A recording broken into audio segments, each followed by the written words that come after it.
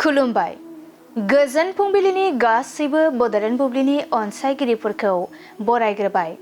दिनै 30 जानुवारि बृहस्पतिबारनि फान्जामुथिखौ फरायथिनो लादों आं उदांस्रि मुसाहारिया।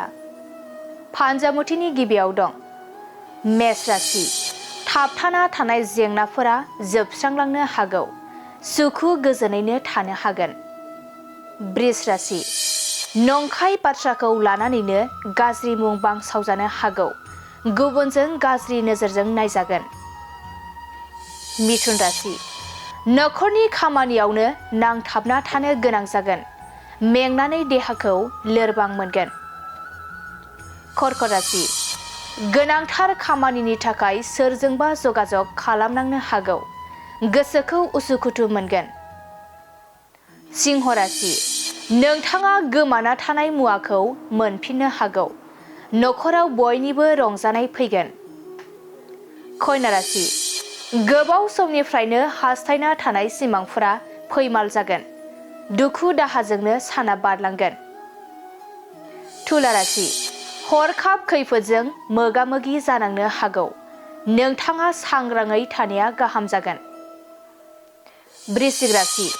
माबा मोनसे खामानि मावनायाव गोहो बोलोनि गोनांथि जागोन। गोसोखौ धैर्य हमथाना थानाया मोजां। धनु राशि। नोंथांनि गोरोन्थियावनो रांखावरि खहा जानो हागौ।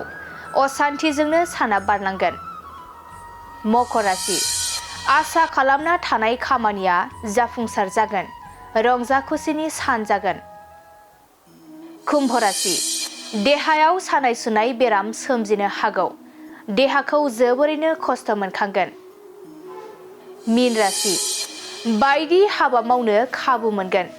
नोंथाङा दसे समबो जिरायनो सम मोननाय नङा। दिनै सानसेनि राशि फरायथिनायाबो एसेनोसै। आसा खालामो नोंथांनि दिनैनि साना मोजाङै मोजां थांगोन। बेखौ बड'लेण्ड बुब्लि नखरनिफ्राय मिजिंथिबाय। गोजोन्थों।